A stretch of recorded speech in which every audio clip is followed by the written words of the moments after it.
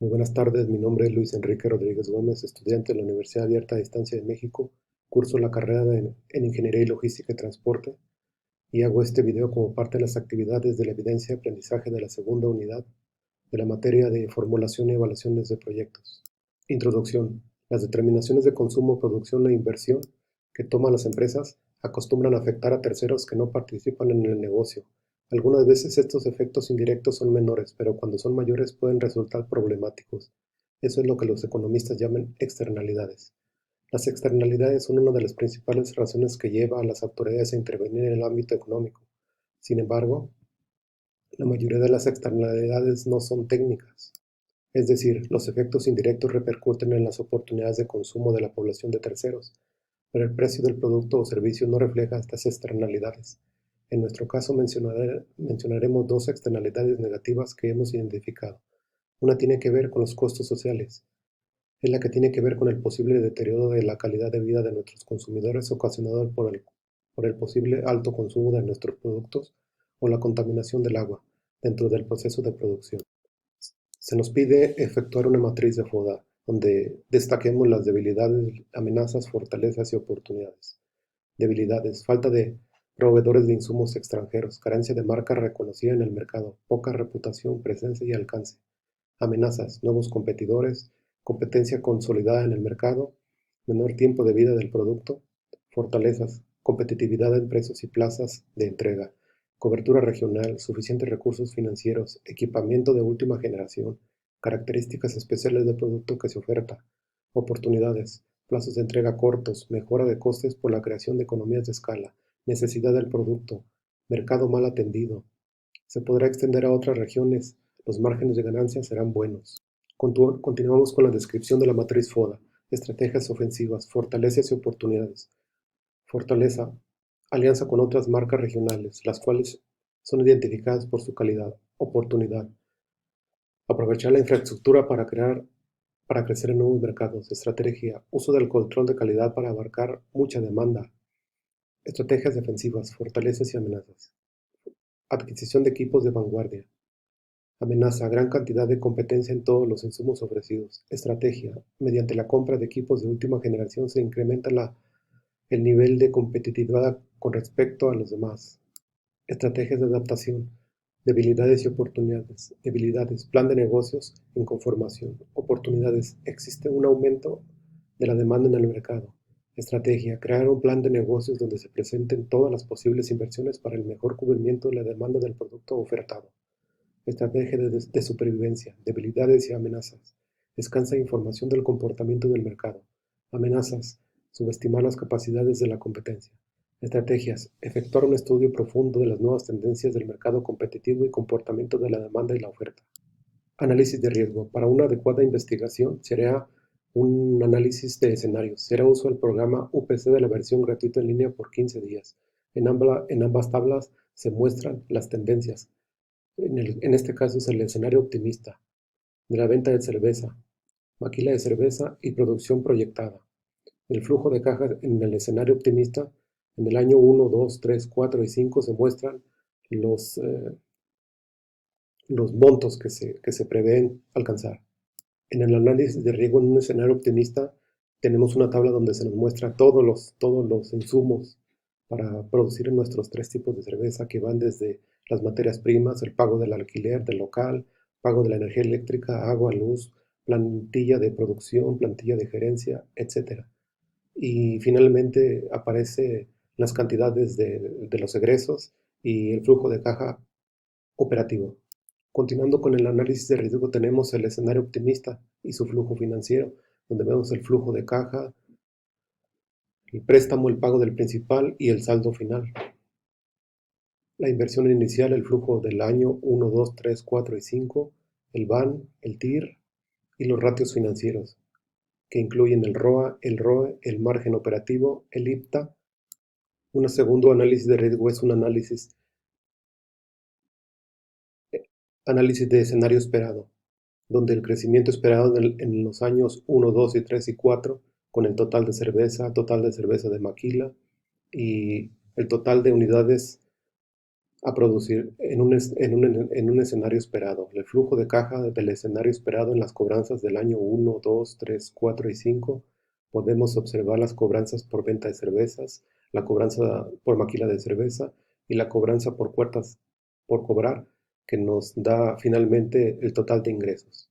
Continuamos con el análisis de riesgo en un escenario esperado, donde una vez más se explica todos los materiales para producir nuestros tres tipos de cerveza, desde la compra de envases, pago del gas, honorarios del contador, honorarios de mantenimiento y limpieza, pago de membresías y finalmente el flujo de caja operativo.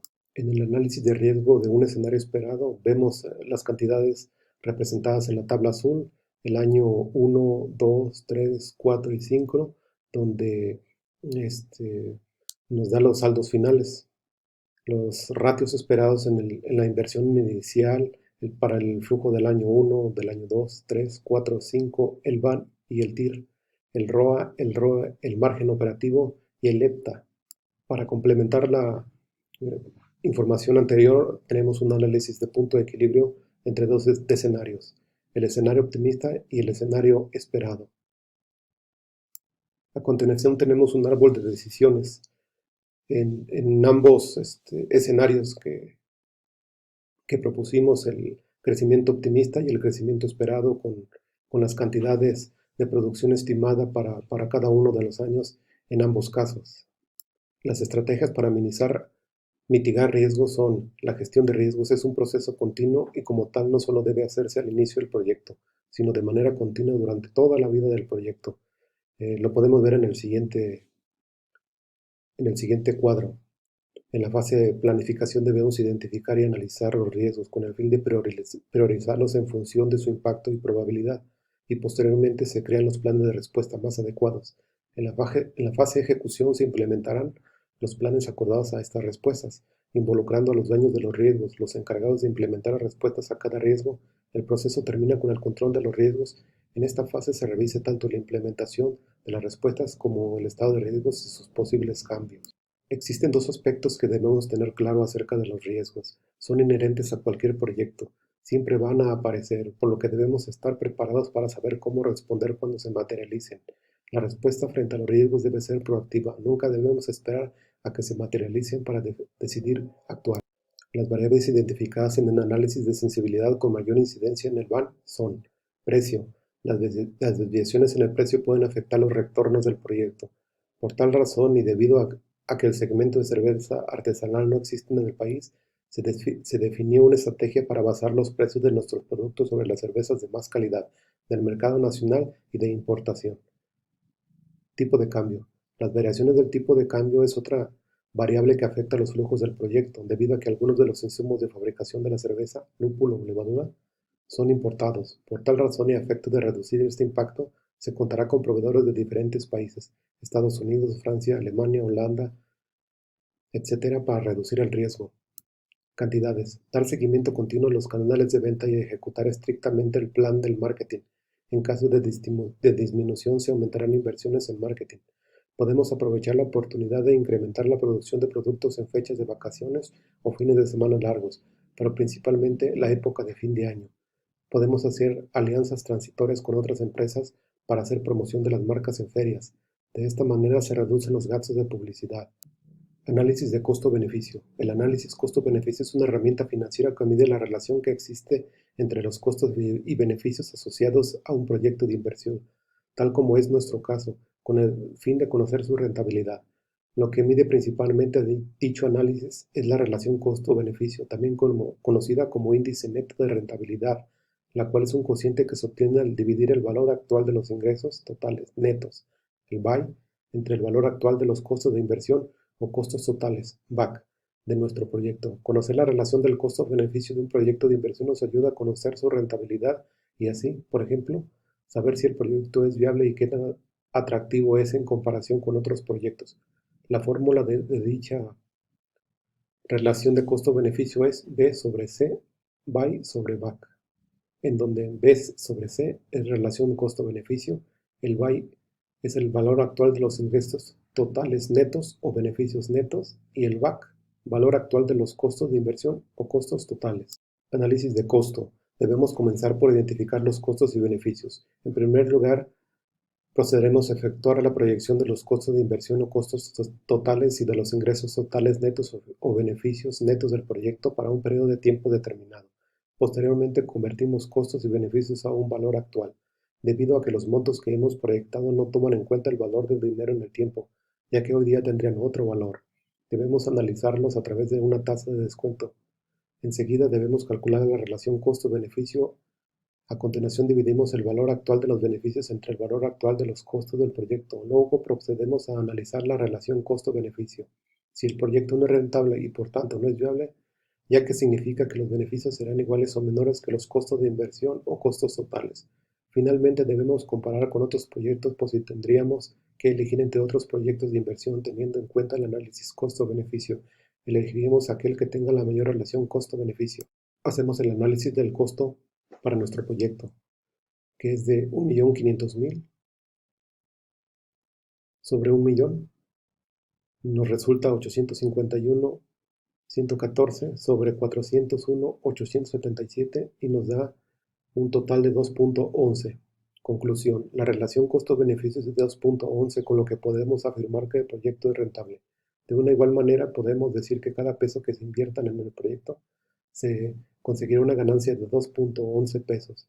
Es importante recalcar que además del análisis costo-beneficio, existen otras herramientas financieras que también nos permiten evaluar un proyecto de inversión, como pueden ser el retorno de la inversión (ROI), el valor actual neto (VAN), la tasa interna de retorno (TIR) y el punto de equilibrio (PI). Análisis de costo-oportunidad. Para poder calcular los costos de oportunidad de nuestro proyecto debemos de considerar las oportunidades perdidas para producir bienes alternativos con recursos limitados. Una manera de verlos es aplicando la siguiente fórmula: ingresos totales menos beneficio económico igual a costos de oportunidad. Como solamente producimos cerveza artesanal de 3 tipos diferentes y además tenemos todos nuestros recursos eficientemente empleados en esta situación, las opciones de producción que tenemos son las siguientes.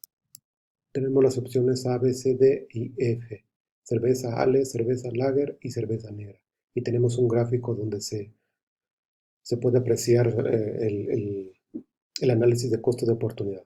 En la siguiente tabla tenemos los costos de oportunidad del paso de una opción a otra, comenzando con la cerveza lager, ale, negra, costo de oportunidad y costo de oportunidad por unidad. El coste de oportunidad total del paso de la opción A a la B es de 600 cervezas, es decir, pasar de producir 0 a 1.000 cervezas supone pasar de producir 10.000 cervezas a producir 9.400. Luego producimos 600 menos, y este es el coste de oportunidad total. En la última columna apreciamos claramente que los costos de oportunidad son crecientes a medida que vamos dedicando más recursos a la producción de un tipo de cerveza en detrimento de la producción de otro tipo de cerveza. Normas y reglamentos, solo las mencionaré muy brevemente por la cuestión del tiempo. El Código Civil, la Constitución Política de los Estados Unidos Mexicanos, Ley de Aguas Nacionales, Ley de Comisión Nacional Bancaria de Valores, Ley de la Propiedad Industrial, Ley del Seguro Social, Ley General de Salud, la norma oficial mexicana 120S, CA 194. Estrategias para enfrentar externalidades negativas del proyecto. Identificamos 2. Disminución de enfermedades relacionadas con el consumo de cerveza y disminución del impacto ambiental. Conclusiones. Luego de la elaboración del presente proyecto, se puede concluir que existe un enorme mercado para el asentamiento de la cervecería artesanal en la región elegida, con un crecimiento anual bastante aceptable, debido principalmente a que a nivel local existen escasos competidores.